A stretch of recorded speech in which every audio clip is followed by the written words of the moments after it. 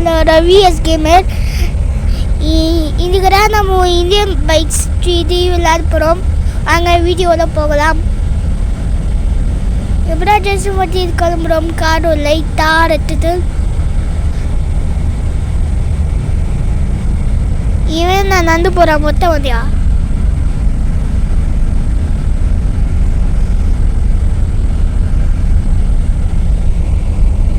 தார் எடுத்தாச்சு.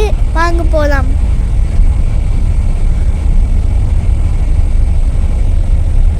நேராக போண்டி திருப்பூர் வண்டி. நேராக போகிற வண்டி திருப்பூர் வண்டி.